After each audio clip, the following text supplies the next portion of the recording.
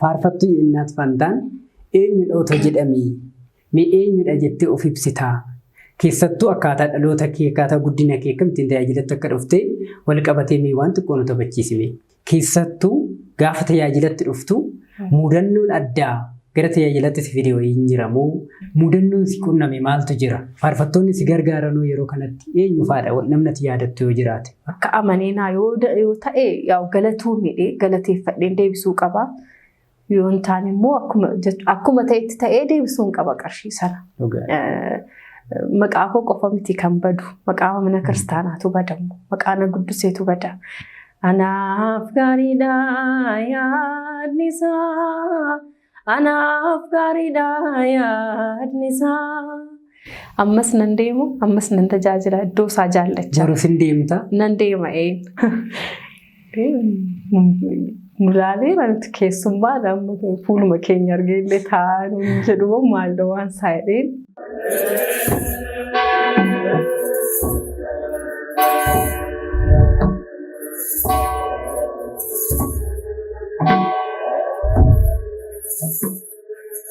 Maqaa Abbaa kan Ilmaa kan Hafuura Qulqulluu Waaqa tokko Amiin. Jaalatamtoota fi kabajamtoota hordoftoota Maatii Miidiyaa Sootiriyaa lafa jirtanii fi haala jirtan keessatti nageenya Waaqayyoo isiniif yaa baay'atu. Kuni qophiilee Miidiyaa Sootiriyaa keessaa qophii addaa utubaa Yeroo Kiristaanotaati.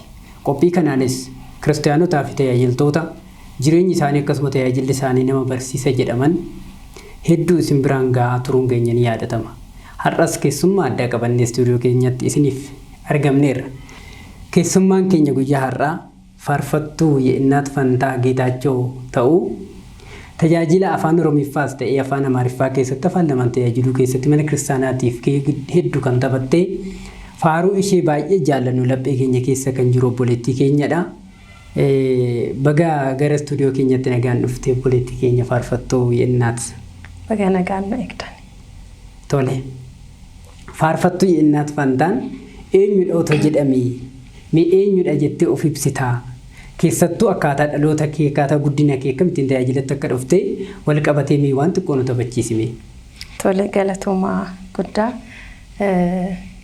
lafti dhaloota kootii Jimmadha. Jimma Abbaa Jifaar achittin dhaladhee ijoollummaa koorraa kaasee tajaajila mana amantaa tajaajilaan ture. Gara tajaajila kanattis kan hin dhufe ijoollummaarraa ka'eeti. Bataskaanatti guddadhe kooch mana amantaattidha. Sagantaa dilbataa hordofaan ture ijoollummaarraa kaasee barumsa xumuree gara barumsaatti gara tajaajilaattan dhufe tajaajila afuraa galannoo Waaqayyoof ammaatti tajaajilaan jira. Tole Jimmaatti dhalattee achumatti mana sanbataa tajaajilaa achumatti guddattee achumaan immoo faarfannaatti dhuftee keessattuu gaafa tajaajilatti dhuftu mudannoon addaa gara tajaajilatti fiidiyoo hin jiramoo akkasumaan callattee uumamaatiin si fuudhee dhaqee akka daa'ummaa keetii yoo dhaqxe beekuu dhiisuu dandeessa. Mudannoo addaatiin immoo tarii dhaquu dandeessa. Mee maaltu ture waan jiru jira?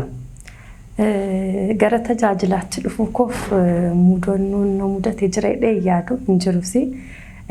Jaalaluma tajaajilu Waaqayyoon tajaajilu. Immoo tajaajiltu sagantaa ijoollummaa kee keessatti immoo sagantaa dilbataa keessa dabartu faarfachaa barachaa waan jiru bataskaana keessa waan jiru laalaa waan keessa dabartamteeri. Kanaafuu anis garachitti tini'echaa wanti na harkisu wayii jira. Immoo faarfadhu baay'ee jaallachaa faarfadhaa. Immoo tajaajila koo baay'een jaalladha ijoollummaarraa kaasee. Garuu tajaajila koo baay'isuuf yookiin itti guddachuuf baay'ee akkan jaalladhu kan na godhe faarfattoota na dursan waan dhagahuuf baay'een inaafa waan ta'eef viidiyolee adda addaa yommuu ilaalu Waaqayyo naa eeyyamee akka isaanii faarfattuu ta'eefaa dhugaa dubbachuuf faarfattuu ta'uu qofa otoo hin taane faarfattootuman argu guyyaa tokko toon harkuma isaanii akkasitti tuqeellee baay'ee jaallachuurraa kan ka'e baay'ee dhugaa dubbachuuf baay'een hawwa ture. Waaqayyo arjaa waan ta'eef immoo kan inni hawwe harka isaaniillee guyyaa tokko tuquudha. Waaqayyo immoo arjaadha. Atumti immoo taate. Na filatee tajaajiltuu isaanii godhee galan waaqayyoo. Dhuguma dubbachuuf sirriitti carroomudha kuni. Daa'imummaa keetiin keessa keetti hafee jechuudha tajaajilli. Akka amma nan jettetti maatiidhuma kee wajjin gaafa dhaqxu gaafa as qaddasuu dhaqxu faaruu gaafa dhageessu kaaseettiidhaan bakka waa'een tajaajila mana amantaa keessa keetti uumamee atis akkas ta'uu yaadde. Galatoomii guddaa isaa eebbifamii. Akkas erga ta'e immoo gara faarfannaatti dhufte. Mi'a tamma sa'aatii kanarra teessee faarfannaan siif maalidha? Mee akkamittiin ibsuu dandeessa?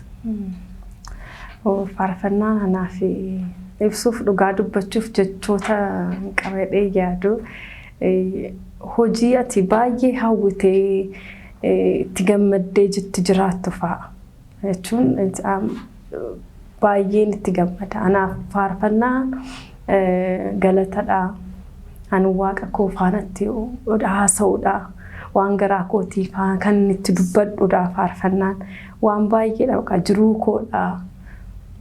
Maal jedhee si ibsu waan baay'ee faarfannaan. Baay'een jaalladha jechuun toon faarfattuu ta'uu dhiisee maalan taa'e immoo yaadu dhugaa dubbachuuf maalan ta'a ture. Argitee keessa kee miira keessa kee jiru faarfannaadhaan ibsatte jechuudha. Isuma kana amma asoftu kana haasaa kana caala siif faarfannaadhaan otoo ibsatteetti jiraatta. Walaloo kee keessaa baay'ee kan natti tolu tokko namoonni illee baay'ee jaallatan ba'uuf galuu kootti na dura bu'eera. Harkisaa araaraa naaf diriireera. Waaqayyo gooftaan koo inni hunda caalu ija koo naaf bane akkan isa laalu jette.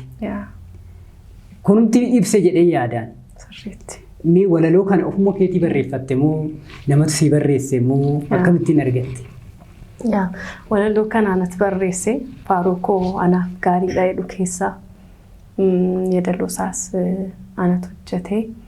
Dhugaa baay'ee na tuqa faaruchi. Dhugaa dubbachuuf dhiifama. Dhugaadha sirriidhumatti nama tuqa.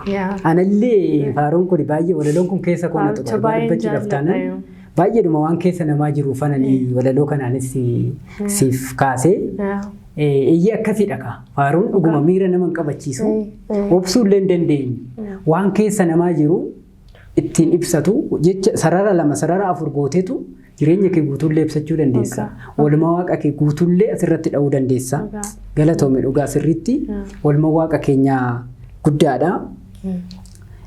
Otoo faarfannaan hojjetin dura faarfannaan baay'ee jaallattu jira kan yaadattu. Faaruun jibbu jireedhee yaadu. Faaruuwwan hundaan hin jaalladha. Faaruu giiftii keenya dubroo Maariyaamiif faarfatamu fa'a keessattuu baay'ee kan na tuqu. Jechuun hunda isaanii hin jaalladha amma yoo faaruu hamma hojjetaman keessaa yoo naan jettee faaruuwwan afaan Oromoo keessaa Maariyaamiin jedhaa kan jedhuuf kan faarfataa qas luba Abii Zallaqa baay'een jaalladha faaruu sana.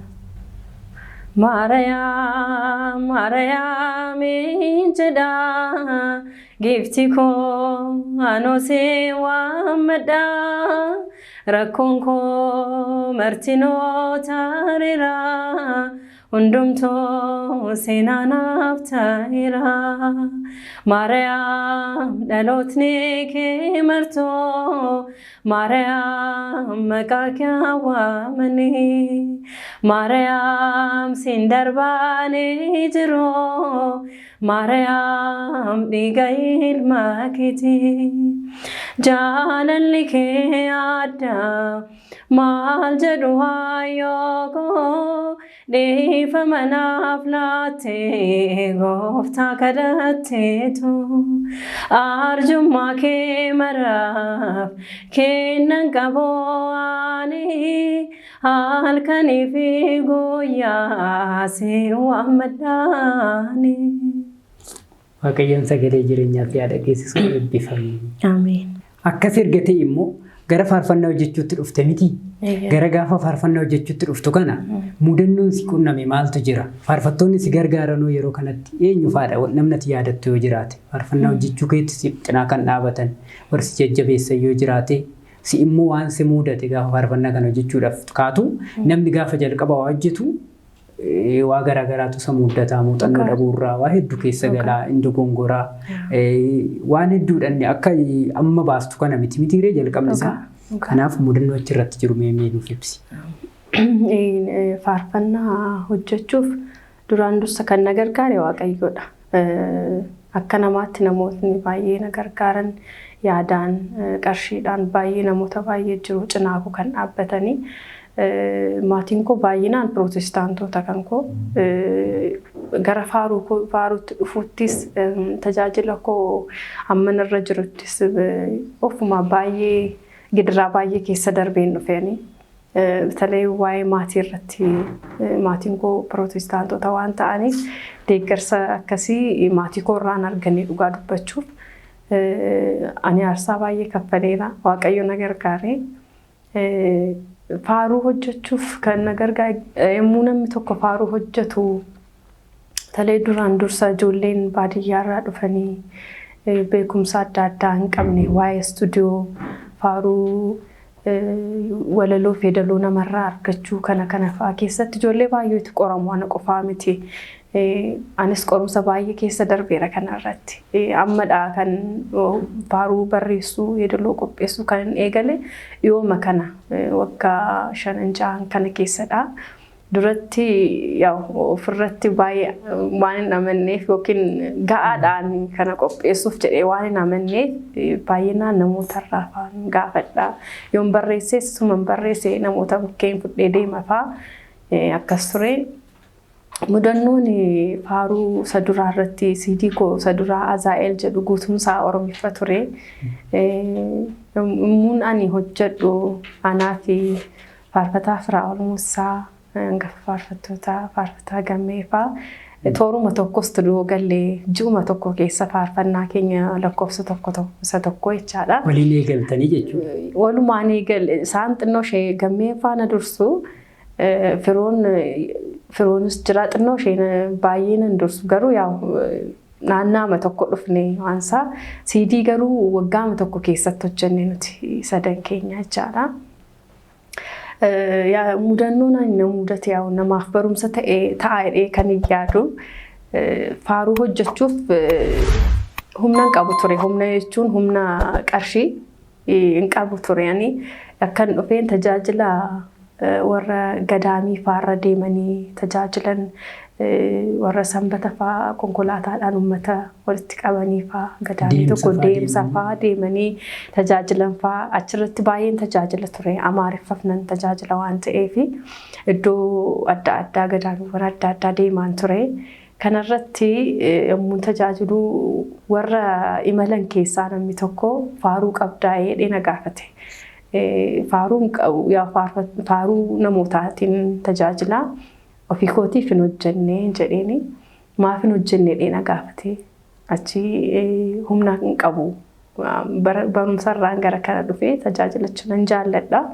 CD hojjechuuf garuu humna waan hin qabneef hin hojjenne waan jedhuun deebisee fi achi hamma ta'e si gargaare gargaarsa toon taane qarshii si liqeesse hojjettee naa deebistaa naan jedhe.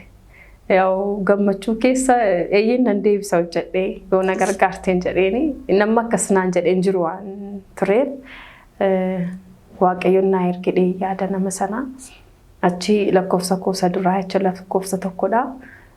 Qarshii 17,000 naa laatee akka liqaa jechaadha.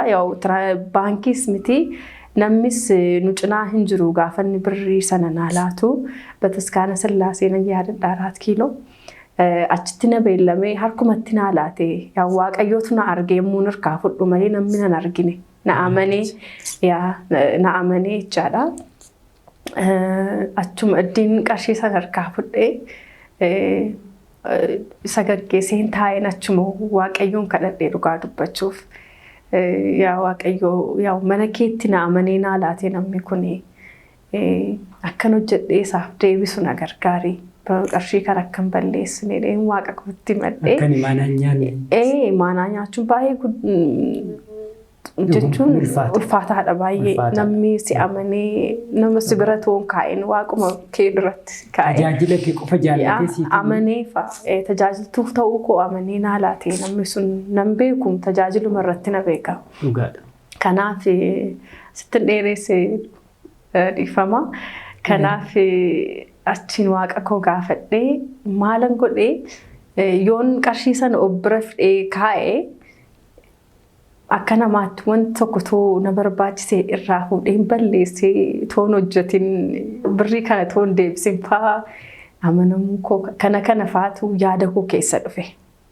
Achi maali yaadee namootuman tajaajilaan beeku ijoollee tajaajilaan ol beeku tajaajiltoota keessaa namoo hangafanaa ta'ee yaadee bilbilee birrii kana naa kaa'ee gaafa dhaqee istuudiyoo galuun sirkaa fudhaa jedheen itti laadhee. Achi koo faarucha walitti qabee hamma danda'e ani barreeffadhee namootnis na gargaaran jiru faaruudhaan kan naa barreessan isaan harkaas fudhee istuudiyoo koo beellamadhee deeme gaafa yaa istuudiyoo magaluun deeme galee istuudiyoo faarfachuun eegalee guyyaa sana gara faaruu 7 moo 8 hojjedhe. Gaafa dhaqee istuudiyoo galuu akka harraan bilbilee bor istuudiyoon galaa naman barreechatti laadhee istuudiyoon gala waan ta'eef sa'aatii kanarratti naaf diikottu chumatti kaffalee ba'a akkas jedheen bilbilee itti madheen deeme ka. Achi istuudiyoo galee faarfadhee gara faarfannaa 8 bira ga'u dhufuu didee namichi sun. Faaruun dhumaa jira gaafa fixee kaffalee tan ba'a waan ta'eef xinnoo sheedheen isaan eeyyamsiifadhee ba'ee bilbilee. Namichi qarshii bira kaawwateetu dhufuu dide. Ba'ee bilbileef achi koo bilbila kaasee maaloo anu qarshicha balleesseera. Namoota akkasii maatii kootu dhukkubsatee na bira dhufeennaan itti yaalame amma immoo qarshii harkarraa hin qabu naan jedhee namichi sun. Baay'ee rifadhee dhugaa dubbachuuf. Nama rifachiisas. Baay'ee rifadhee. Faaruu waraabamteetta. Ol deebitee kaffaltedhanii si eegu nama rifachiisa. Baay'ee rifadhee baay'ee nahee tokkoffaa kan isaan qaxare istuudiyoos kan hin qabsiise qarshii harka koorraa ofirraa qaba jedheetanii hamma immoo ga'ee jechuun amanamuunis iddoo sanatti baay'ee ulfaata amantuun akkas jedheen na amanuu baay'een jeeqame dhaabbadhee mana fi alatti jechaa. Achi koo zawduu jedhama nama Wallaggaatti beektu taanaan faarfattoota baay'ee gargaara kiraara taphataa. Istuudiyoo? Eeyyeen isa ture kan achi koo ba'ee maal taatee naan jedhee akkas godhee akkas namni naa kenneen adaraasa bira kaawwadhee akkas naan jedhee maalan godha bakka haafu ammoo naatti hojjedhe yoon danda'e namarraa fuudheen kaffala kanaaf gara faarfannaa 3 moo akkas faarfannaa 11 dhamtiiree guutuun bakka dhiisaa kanarraati hafe haafu amma dandeessan hojii isaan yoo ati na amanti na amansiisin isaanii hin jedheen. Inni deebi'ee rakkoon qabuun sodaatiin bakka wanti ta'eera tokko gaafa argattee nuu kaffaltaa haa taa'u nuyiif rakkoon qabu warra meeshaa taphatuuf abbaa istuudiyootiif garuu inni hojjetee gaafa fixuu laattaaf waan ta'eef kan isaa akkuma ta'etti ta'eetii kaffaliif naan jedhee na tasgabbeessee faaruu isa hafee galii fixinaan jedhee galee tan faarucha fixee achi guyyaa sana akkasitti gaafan qarshii sana fudhu taa'ee of kadhadhee ramtii waaqa koo mana koo galeen immoo taa'ee of gorsuutti eegale ammammoo jechuun namni kun amanee naa laateera deebisuu immoo qaba akka amanee naa yoo ta'e galatuu miidhee galateeffadheen deebisuu qaba yoo hin taane immoo akkuma ta'etti ta'ee deebisuun qaba qarshii sana. Maqaa koo qofa miti kan badu maqaa mana kiristaanaatu badamu maqaa na guddiseetu bada kanaaf taa'een of gorseera maal gochuun qaba waan ta'e qarshii kana kaffaluun qaba achi maalan godhee gaa dubbachuuf biyya alaan deemee yaadeen beeku guyyaa tokko bataskaanarraa adda ba'uun akka du'aatti natti mul'ata ture. Obboleettii kootu biyya Arabaa turte achi akkuma ta'e bilbila ishee irratti bilbiladhee dhufuun barbaadaan jedheen.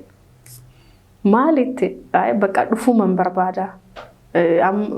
Dhufuu kan ji'a 2 keessatti na fudhachuu qabda. Yoo kanan taane immoo nan argattu jedheetan itti hime. Dhugaa akkas jedheetan itti hime. Baay'ee rifatte isheenis. Innaa dhaqeen mana amantaa taa'ee boo'een waaqa kootti madde bakka amantaa itti na amanee naa laate ati nallee yaa'essin yookiin immoo mana keetiif maqaan taaniin qopheessine.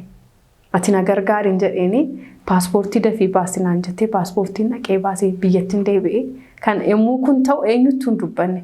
Istuudiyootti hafee faaruun deemee jimma paaspoortii koo baafadheen kooppii godhee dookumentii barbaachisu hunda ergee fi kan si dhibu ji'a tokko tonkootiin naa dhume paaspoortii deebi malee biyya alaa ji'a tokko tonguutiin Prosesii hundi xumuramee tikeetiin koo achi naa ergame gara biyya alaatti deeme. Namichattis hin dubbanne omaayyuu hin jenne deemee gara ji'a 2 fixee jira ji'a 3ffaa irratti yommuu ga'u bilbileef namichaaf rakkoo akkasiitu na mudate amma biyya alaan jira akkaawuntii kee naa ergin jedheen. Baay'ee nattaaree tuu birricha hafeennaan tajaajiltee wayya ture. Dhiiftee deemuu keerraa naan jedhe hangaruu maqaa man fudhu maqaa mana amantaaf hambisu baay'ee sodaadheetan deeme waaqayyo na gargaare biyya alaatti waaqayyo Yaaqoob faana godaane naafaana godaane namoota alagaa fira naa taasisee dhugaa dubbachuuf yeroo waggaa 2 gara ji'a 8 akkasitti akka biyya kootti nama baay'ee na jaallatu nama baay'ee na dhimmamu naa laatee biyya alagaatti jechaadha. Hojii biyya Arabaa biyya guyyaa waggaa 2 ji'a 8 xumureen birrii koo kaffalee deebi'ee dhufee achi jechaadha. Baay'ee dheeraadha tinichi. Achi deebi'ee tan gara tajaajila kootti deebi'ee waan dhiisuu hin dandeenye waan ta'eef akkas ture tajaajilli koo kana keessan darbe yaa'u namaaf xinnoo ishee barumsa taa'ee tan dubbadhe. Baay'ee barumsa namaa ta'a. Dhugaa dubbachuudhaaf taanaan qorumsi akka jiru nama barsiisa. Baay'ee dhuma namatti tola. Tole kabajamtoota hordoftoota miidiyaa Sootiriyaa ammas qophiin keenya akkuma itti fufetti jira. Kun qophii utubaa yeroo kiristaanotaati. Keessummaan keenya guyyaa irraa faarfattuu hangafa keenya taate hunduma keenya faarfannaan ishee laphee keenya keessa kan jiru Faarfattuu Yennaatfaantaa Getaachoo ta'uu ammallee akkuma itti fufetti ta'a qophii keessa miidiyaa Sootiriyaa waliin. Tole jalqabarra walaloo kee keessaa sarara 4 wayii si dubbiseen ture. Atillee walaloo sana dubbisnaan keessi kee tuqame. Anallee keessi koo baay'ee na tuqama ture. Hiriyoonni fuullee akkasumadha faaruu kana dhaggeeffanni baay'eedhuma tokko keessi keenya booji'ama. Walaloo kana siin dubbisamee yeedaloodhaan nu yeedaleessuu dandeessaa? Tole. Baay'eedhuma natti tola waan ta'eef ba'uuf galuu kootti na dura bu'eera. Harkisaa araaraa anaaf diriireera. Waaqayyo gooftaan koo inni hunda caalu ija koo naaf banii akkan isa laalu. Yeedaleessine. Tole. Saduraam anaaf gaariidha kan jedhu irraa eegaleemsi faarfadha. Anaaf gaariidha yaadnisaa. Anaaf gaariidha yaadnisaa. Na jiraachisee arjummaansaa. Har'aan na gahee jaalallisaa. Ba'uu koof galuu koot na dura bu'eera. Harkisaa araaraa anaaf diriireera. Waaqayyo gooftaan koo inni hunda caalu. Ija koo naaf banee akkan isa laalu. Baay'eedhuma namatti tola. Waaqayyoon sagalee jireenyaa si haa dhageessisu. Eebbifame ammallee bara tajaajila kee Waaqayyoon dabalee siif haa baay'isu. Yeroon itti waltajjii jalqabaa baatu yaadatta? Mana amantaa kamitti jalqaba tajaajilte waltajjii irratti?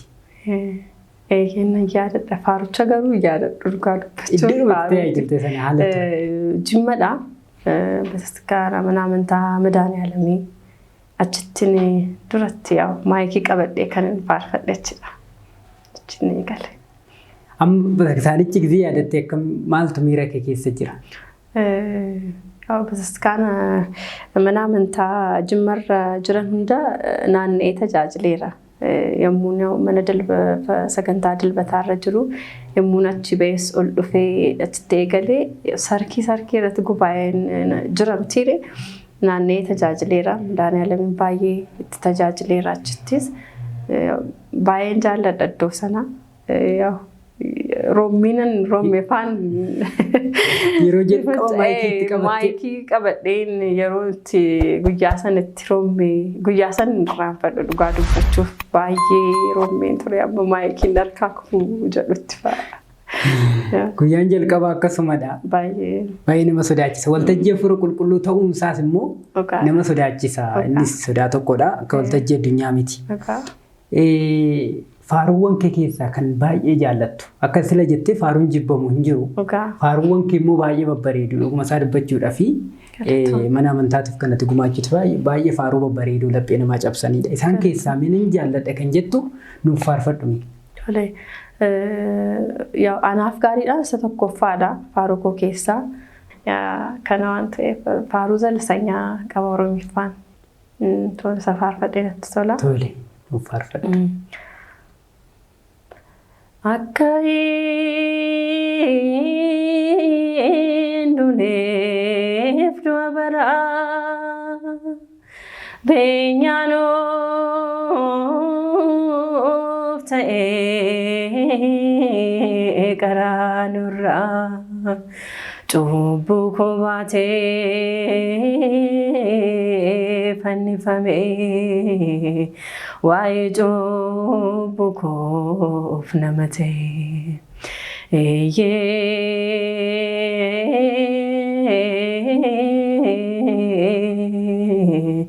Qoricha addunyaa fannisanii hunda kan uume gooftaa hundaa soora lubbuu koofi inni maddaa dheebodhee jedhee bishaan uume addaa dhugee fannifame. Inni bishaan uume dheebodhee jedhee Waaqayyoon sagalee jireenyaas yaada geessisa. Faarfannaan yeroo keessanii Oromiffaan baay'een jiru beekamaadhuma jalqabdootadha. Namoonni muraasni sudursanii jalqabanillee warruma jalqaban hangafoottan keessa jirta. Yeroo keessanii sanaa fi amma yoo wal bira qabdee ilaaltu tokkodha moo garaagarummaan waan ta'e jira jettee yaadda? Haalli faarfattoonni ittiin faaruu baasan, haalli ittiin tajaajilan, keessattuu baadiyyaa deemanii wanti garaagaraa kun haalli yeroo keessaniif anammaa tokkodhuma moo waan ta'e garaagarummaa qaba jettee yaaddame akka keetti? Garaagarummaa qaba. Dhugaa dubbachuuf chaalenjii baay'een amma irra ta'e akka duraanii miti. Tokkoffaa ijoolleen amma dhufaa jiranii dhugaa dubbachuuf baay'ee dandeettii ijoollee dandeettii qabanidha. Ofii isaanii faaruu barreeffatu, yeedaloo qopheessu, walaloo qopheessu. Miidiyaanis beekamtii dafee laatuufi jira. TikTokiin jira, YouTubein jira. Waan baay'ee jira. Chaalenjiin baay'ee keessa darbedhee yaadu. Amma ta'ee isaantu beeka garuu waan isaan keessa darbanii dhufan dhugaa dubbachuuf abbaatu beeka waan ta'eefi. Yeroo keenya gidiraa baay'ee jira dhugaa dubbachuuf baadiyyaa keessa deemtaa. Maybe si barbaachisedha itoo yaannillee guyyaa 3 tajaajila baatee lafti ciisichaatti toluu nyaatti toluu danda'a. Konkolaataa dhabuu dandeessa baatee tajaajilteefaa. Karaatti buluufaa jira. Waan baay'eetu jira. Kana keessa darbuun dhugaa dubbachuuf nama cimsadhee yaadaanii gidiraa keessa darbuun namaaf cimina ta'a. Anaaf cimina naaf ta'eera akka kootti. Kanaaf gidiraa keessa darbuun xuruu akka gaariidha. Chaalenjiin yoo jiraate al tokko si cimsaa tajaajila keetti akka cimtu si godha. Akka keenya aarsaa kaffaluudhee yaada dhugaa dubbachuuf gaariidha wanti jiru. Yeroon bareedaadha. Nama isaan gorsullee ollaadhumatti argachuu danda'u. Sirriitti. Yeroo keessanii namuma argachuu dhiisuu dandeessan. Dhugaadha. Fagoo deemtanii argattu. Tajaajiluuf baataniitu konkolaataa dhabuu dandeessu. Rakkachuu danda'u. Waa hedduutu jira. Dhugaadha sirriidha. Akka sanammaan ta'u yeroo bu'uura lafa keessanii dabartanii. Tajaajiltoonni tokko warri duraan turanii even maayikii dhumallee qabadhee faarfachuun natti mijatu.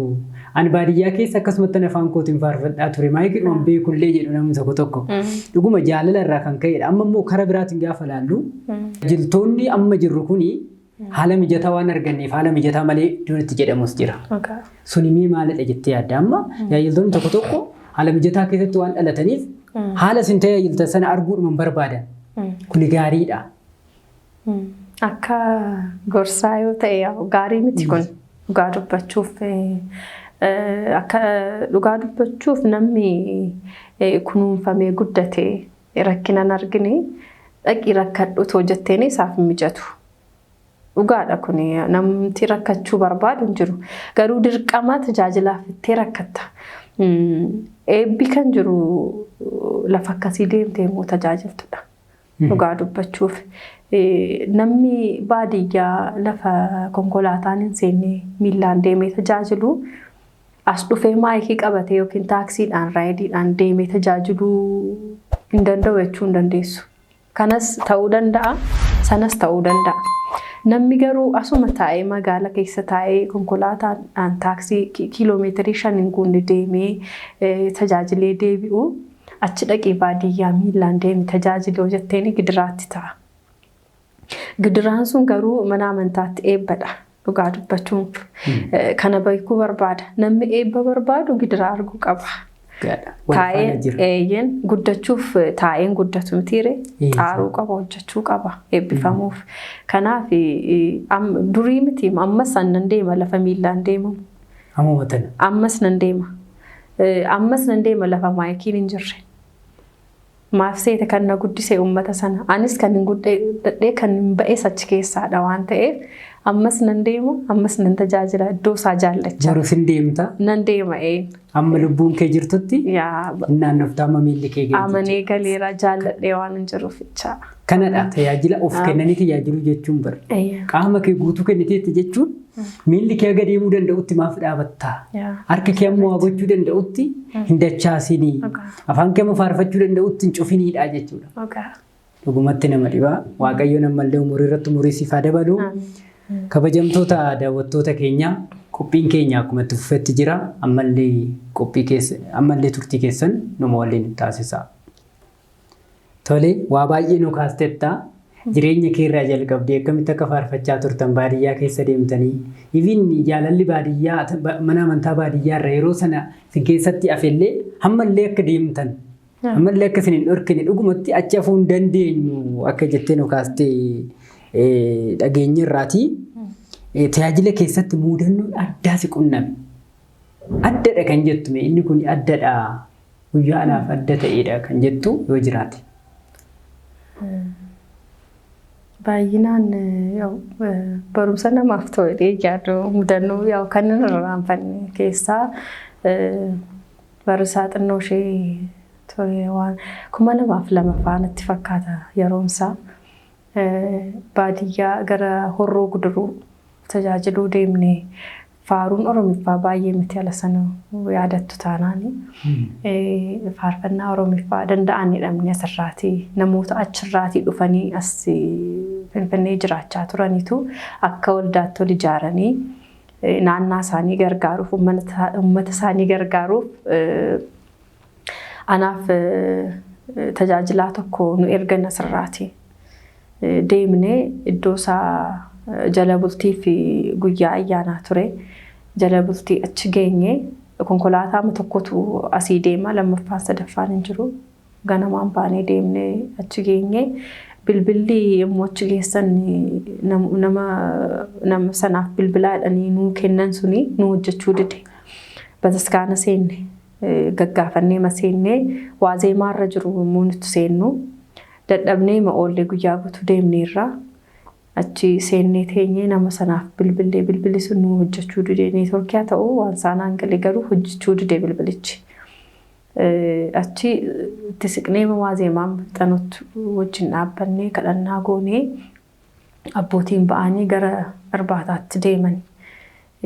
Maal goonuu qeesiitu na faana jira tajaajilaan sun qeesii turanii abba maal goonuu jedheen isaan gaafadhee achi nutis dadhabneerra waan ta'eef sagantaan yoo jiraate jala bultii waan ta'eef galgaluma keessa ta'a sagantaa irbaataan booddee waan ta'eef keessummaa ta'uu keenya fuuluma keenyarraa baruu inneetuma isaan faana seenne warra lafa irbaanni nyaatamu beelofneerra dadhabneerra waan ta'eef achi koo seenne namoonni jiru nuti namoonni keessummeessan immoo abbootiin faana seenne nuti haala jiruun barre waan haala iddoo sanaa mana amantaadhaaf keessummaa miti iddoo sanaaf keessummaadha nuti seennee matatteenye. Yommuu taa'u dubartoonni jiran ana qofadha.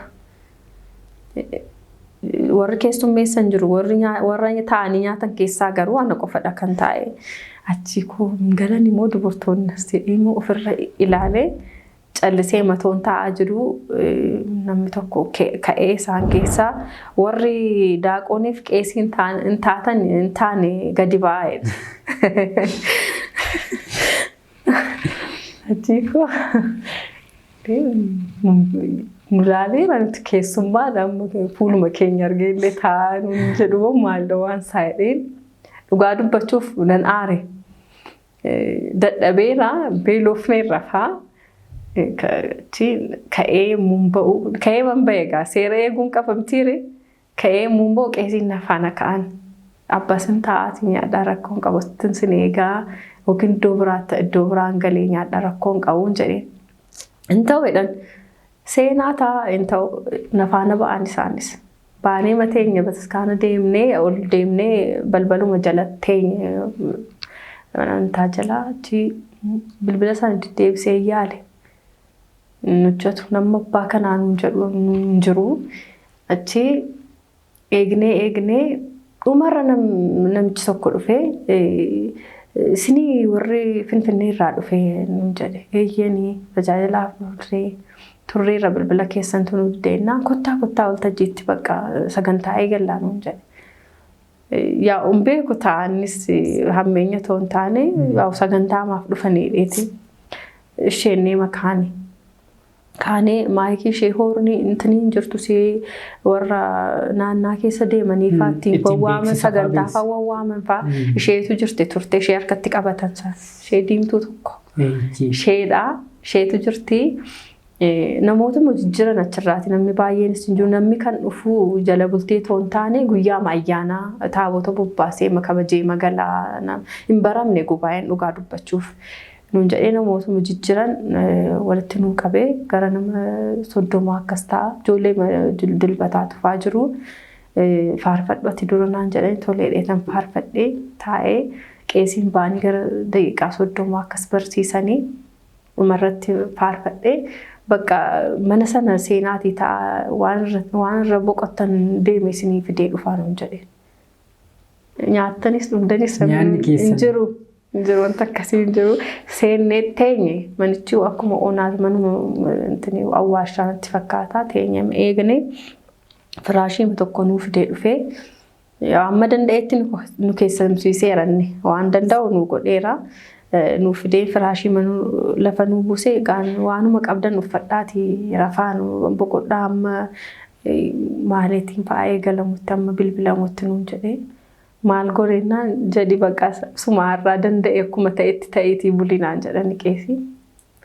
Rafnee toon nyaata sin arganne akkuma ta'etti achumarratti akkas jennee bilbilamnaan kaanee bataskaana gallee dhaabbannee bullee qiddaaseen dhumee ganama sagantaan taabotiin immoo faarfadhee waaqayyo na gargaaree inuma taabonni naanna'eetuma sagantaan isaa dhumee taabonni galee hamma kanaatti inuma tajaajila garuu namni boqodhaas nyaadhaas nuun jedhu tiniin jiru namichis waan ta'e hin beeku mitiire waan beeku hin qabuunnis. Riyaa ifaaraa ta'uu danda'a. Jechuun sagantaadhaas asiifachi fiffiigaa bakka hin dhumne dhugaa dubbachuuf oollee bullee sagantaa moo tajaajillee oolle ka'achi waaqayyoon moo na gargaaru lafa fincaa'aa moo fincaara darbee magaalli tokko jirti. Kombolcharraa tallitu ishee beeku tokko jirti. Isheen argee namoota gidduu. Isheen ayyaana kabajuuf dhufte kombolcharraa. Iddoo sana itti siqeen maaloo achirraa ol dubbifnee eessaa achi manaa dhufte ol deebitamoo hin turtaasi jennaan ol deebi'u mana deemna kanaan jette. Achi tole dhiyooma seenee tollee bakka qeesii faana ol fudhannee namicha sinnaasuufsiisne tajaajilleerra waan dhufneef raawwanneerra ol fudhannee kaane gara kiiloomeetirii 10 ta'uu iddoonsa maansa lafooma deemne dhugaa dubbachuuf deemnee kombolcha geenye bataskaana maaramii jira kombolcha bushaa mana amantaa sanaatiin wal beekna turre isheen na fudhattee mana deemtee isaan duratti wal faana deemne mana ishee achitti nyaata nuu laattee oollee bullee jechaadha. Guyyaa lammaffaasaatti karaa sana hunda deemne dhumne irraa dhugaa dubbachuuf waaqayyo matu nu gargaare malee deemnee mana isheetti nyaata nyaannee isaaniin fuutee lafa biraa geessitee anaan immoo achumatti hin boqodhee gara galgalaarra maaramii deemna abbaa tokko jiru isaanii haasofsiisne inni deemne achi deemne isaan waan taanitti haasofnetti waan taanifaa waan dabarsinee dhufnetti himne isaanis fiffiiganii nyaata nuuf lammaffaa jechaadha nyaata nuuf fidanii nyaata nyaannee tiraanspoortii keenya nu qopheessanii borumtaasaa kaanee gara Finfinneetti ol deebine mudannoo kana irraanfadhu. Dhugumatti nama barsiisaa fi nama dhibas. Amma tajaajiltoonni amma jirruuf baay'ee barumsa guddaa nuu ta'ee yaada. Waan xiqqoon nutti irratee iddoo rafiitii nuun taane akkas hin taane makiinan yeroodhaan naan dhufnee makiinan akkasitti waan akkasiitu jira waan ta'eefi kan akkanaas jira. Irraa barachuutii qabna daawwattoota keenya keessattuu warri tajaajiltoota taatan tajaajiltoota akkasii kana gaafachuun keenya eebbaaf maal gochuu akka qabnu nu barsiisa. Sirriitti ittiiqnee gaafannu jedha. Dhumarratti akka faarfattuu hangafa tokkootti faarfattoota amma ijoollee ganaa dhalatoo lafaa dhufan kanaan maal jettaan maal dhaamtaaf? Tole hangafni keenya waaqayyoodha. Namni hangafaan jiru wanni tajaajilaan qottisuudha. Hundaaf jechuudha. Faarfattoota amma dhufaniif dhugaa dubbachuuf yommuu waaqayyoon tajaajiltanii namni akkasin argu yookiin beekamtii akka argattan otoo hin taane olmaa waaqayyo siniif oolee kennaa tolaan sinii laate yaaddachaa waltajjii irramuu dhaabbattanii guyyaa qaraannoo yaaddachaa otoo tajaajiltanii tuun barbaadiin beekamtu ituun gaafatiin sinii laatamaa dhugaa dubbachuuf waaqayyo olmaa namaan irraanfatu. Akka nuti olmaa isaa irraanfannu miti waaqayyo. Waaqayyo baay'ee namaaf yaada jechuun yaada doon taane sakandii keessatti waaqayyo yaadata ilma namaa. Baay'ee nuuf yaada. Baay'ee nuuf gadda waaqayyo waan ta'eef beekamtiif jettanii hin faarfatinaa. Kennaa waaqayyo siniif kenne baay'ee kabajaa mana waaqayyo kabajaa waltajjii waaqayyo kabajaa baay'eetti eebbifamtu umurii keessantu dheerataa namni sin kabajaa iddoo siniif laata yoo sin kabajjanii mana waaqayyo yeroo waltajjii namni sinii laatee yeroo argattanii ofin ibsinaa waaqayyoon hojii waaqayyo ibsaa. Inni muusin irraa ibsa waan ta'eefidha. Galatoomaa. Eebbifamee obboleettii keenya. Tole obboleettii keenya irraa waa hedduu baranneerra daawwattoota keenya. Obboleettii keenya Waaqayyoon sagalee jireenyaa ishee haa dhageessisu. Torbee keessummaa biraatiin hanga walitti deebinutti nagaan turaa. Galanni Waaqayyoof haa ta'u.